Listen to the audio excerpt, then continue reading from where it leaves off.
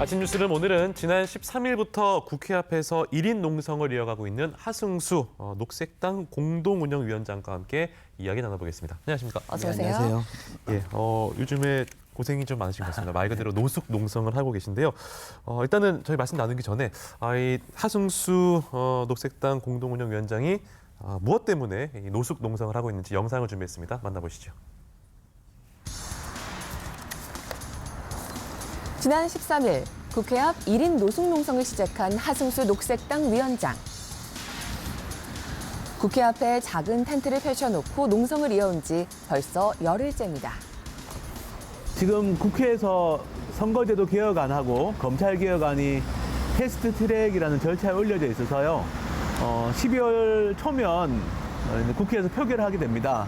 근데 아직까지 협상이 좀 지지부진하고 또 선거제도 개혁이 잘 되려면 국회의원들이 누리는 과도한 특권을 폐지해야 되는데 그 부분도 얘기가 잘 안 되고 있어서 답답한 마음에 국회 앞에서 이렇게 좀 자리를 깔고 농성이라도 시작해보자고 해서 시작이 되었습니다. 하승수 위원장에게 힘을 보태기 위해서 녹색당 당원들 역시 매일같이 국회 앞을 출근 중인데요. 저희는 한국 정치를 바꾸는 녹색당입니다. 녹색당은 지난주부터 국회 앞에서 릴레이 정치개혁 기자회견을 하고 있습니다. 지난 13일부터 매일 오전 11시마다 국회 앞 기자회견을 열고 있습니다. 주로 국회의원 특권 남용과 비리를 고발하는 내용을 담고 있습니다. 이번 주제는 녹색당이 최교일 국회의원 뉴욕 출장 스트릿바 의혹으로 화제가 되었던 최교일 국회의원에 대한 검찰 수사를 촉구하는 기자회견을 시작하겠습니다. 14일에는 국회의 예산 낭비 고발, 15일 혈세로 해외 출장을 다녀온 국회의원 고발, 19일엔 국회 입법 발의 실태를 고발하기도 스트릿바 했습니다. 의혹 최교일 국회의원 검찰은 즉각 수사하라 수사하라 수사하라 수사하라. 국회 개혁을 저희는 목표로 하고 있고요. 이제는 진짜 국민들이 신뢰하고 믿을 만한 그리고 자신의 의사를 대변해 줄 수 있다고 생각할 만한 국회로 변화되기를 기대하고 있습니다. 이른 오전부터 시작한 하승수 위원장의 농성은 밤샘 농성으로 이어졌는데요. 이렇게 노숙을 하면서까지 농성을 이어가는 이유는 무엇일까요? 선거제도 개혁이라는 게 아무 때나 되는 게 아니라 정말 몇십 년에 한 번 올 수도 있는 기회거든요. 근데 이렇게 굉장히 중요한 시기이고 절박하다는 걸 좀 알릴 수 있는 방법의 하나로 일단 노숙을 하면서 농성을 하고 이렇게 좀 이렇게 중요성을 좀 더 많은 분들에게 좀 알리려고 그래서 이제 지금 이렇게 노숙 농성을 하고 있는 겁니다. 깜깜한 국회 앞을 지키는 철야 농성. 선거제도 개혁을 촉구하는 싸움은 언제까지 계속되는 걸까요? 본회의에서 이 선거법 개정안 통과되고 그리고 국회의원들이 누리는 특권에 대해서도 폐지하겠다라는 약속들이 나올 때까지 일단 농성을 계속할 생각입니다.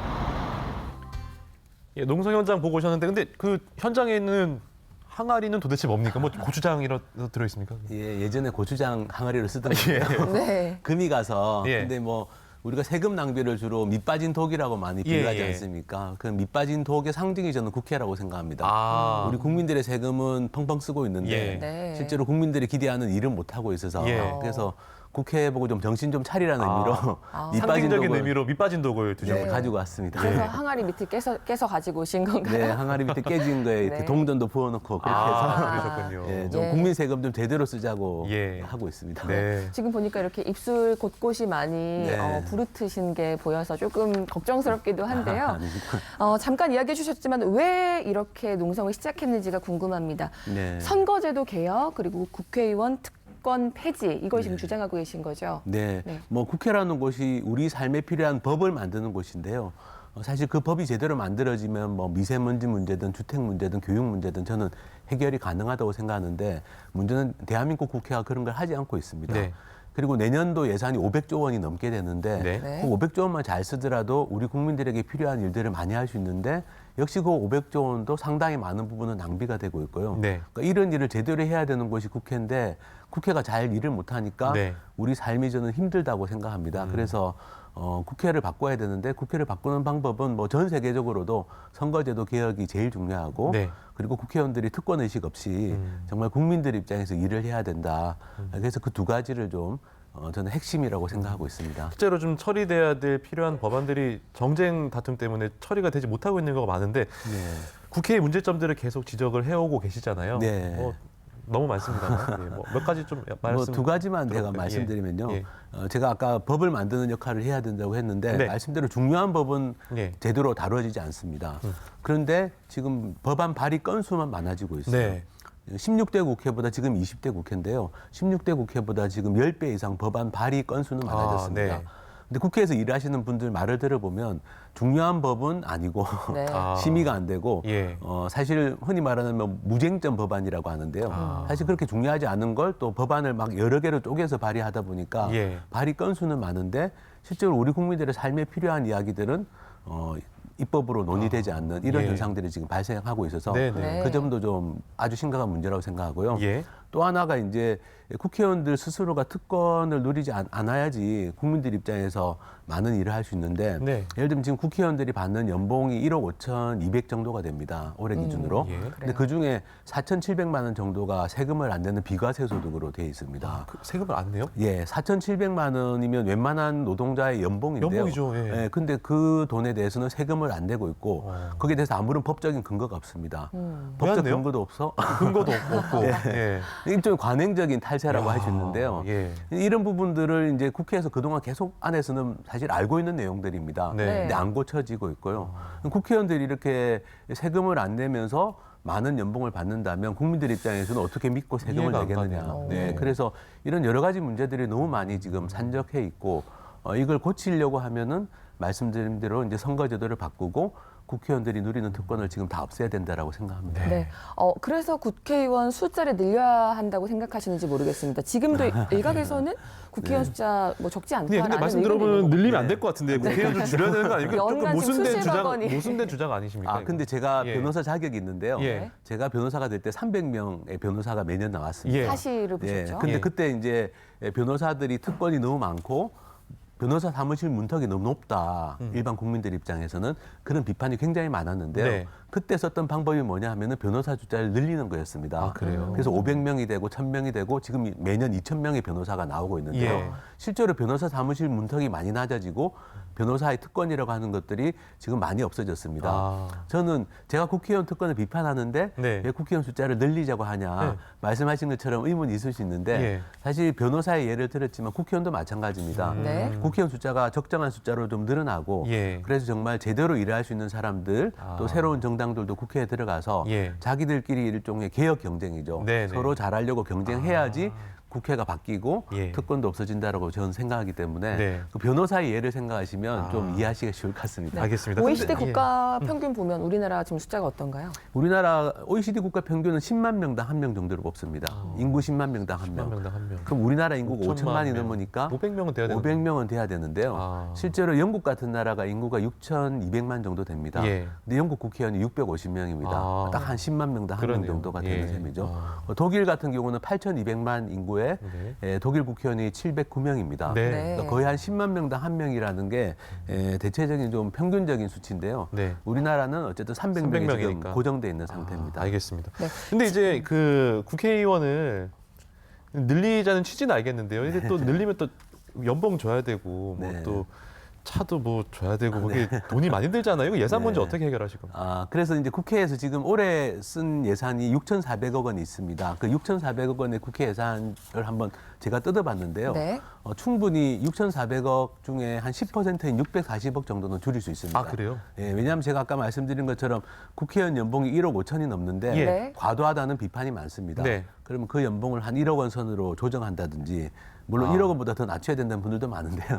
1억 5천에서 30%를 삭감을 예, 30% 정도 삭감을 예. 하고 또 개인 보좌진도 9명이나 되는데 한 네. 7명 정도로 조정하는 게 적정하다는 의견이 많습니다. 아, 네. 그리고 각종 낭비되는 예산들이 국회 안에 굉장히 많은데요. 네. 그런 예산들을 줄이면 한 640억 정도까지는 삭감을 할 수 있습니다. 네네. 그리고 국회의원 숫자를 한 30명 정도 늘리는데 들어가는 돈은 한 200억 정도 들어갑니다. 네. 그럼 640억 깎고 200억 가지고 30명 늘리면 네. 그래도 440억이 국민들한테 남는 셈이거든요. 그래서 지금 현재 국회 예산 6,400억 가지고 네. 330명 정도 늘리는 건 오히려 국회 예산을 삭감하고도 가능하다.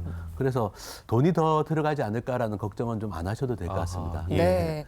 그러면 이제 비례대표와 지역구 이야기를 좀 해볼게요. 지금 네. 국회의원 숫자 늘리자고 하시는 거는 지역구 비례대표 중에 어떻게 지금 배율을 생각하시는 겁니까? 네, 지금 가령 330명 정도라면 네.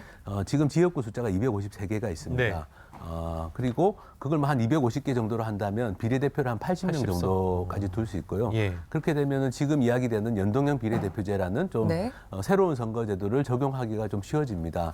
그래서 330명을 지역구 250, 비례대표 한 80명 정도로 늘리자는 게 저뿐만 아니라 많은 시민사회단체나 전문가들이 지금 주장하고 있는 겁니다. 네. 네. 근데 부정적인 의견은 좀 있긴 하거든요. 네, 많습니다. 예, 이게 비례대표 좀 부정적으로 많이. 비례대표에 대한 불신이 굉장히 강하시고요. 예. 물론 국회에 대한 불신 때문인데 예.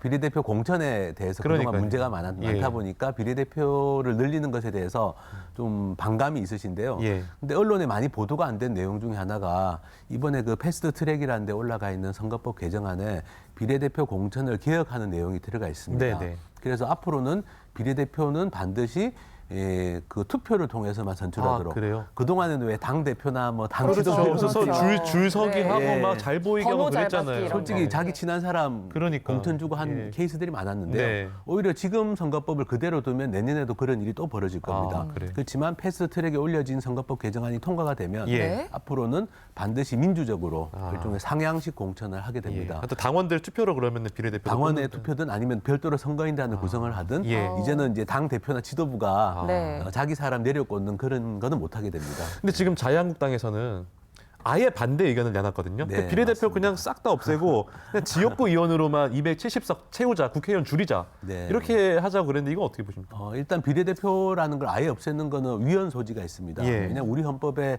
비례대표라는 걸 두도록 헌법에 나와 있고요. 또 한 가지는 지역구만 270명을 두게 되면 네. 지금 최근에 여러 가지 문제를 일으키고 있는 국회의원들이 대체로 지역구 의원들입니다. 네. 각종 뭐 비리나 갑질이나 예. 뭐 이런 것들을 일으키는 왜냐하면 지역구 국회의원이면 막강한 권력이 생깁니다. 막강하죠. 네, 지방자치단체장이나 네. 지방의원 공천권도 사실상 행사하고 있고 예.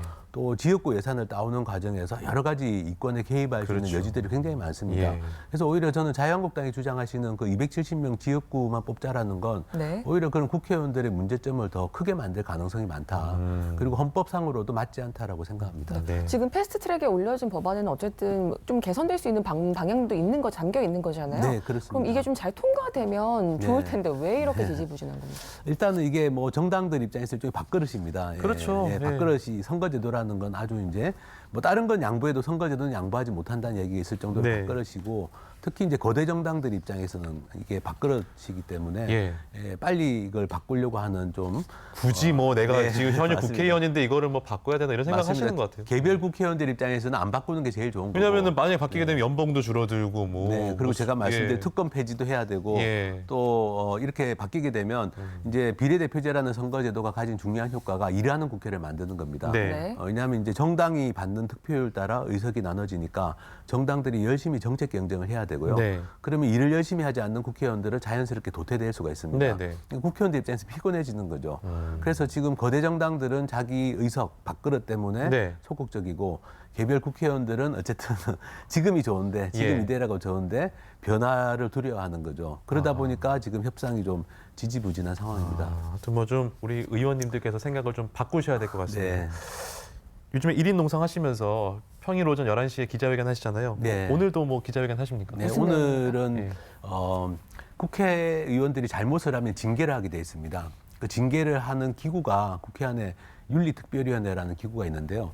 근데 그 윤리특별위원회가 지금 없어진 상태입니다. 아, 네. 그런데 국회에서는 계속 징계안을 발의합니다. 국회의원들이 국정감사하면서 상대방 정당 의원들이 말을 잘못했다.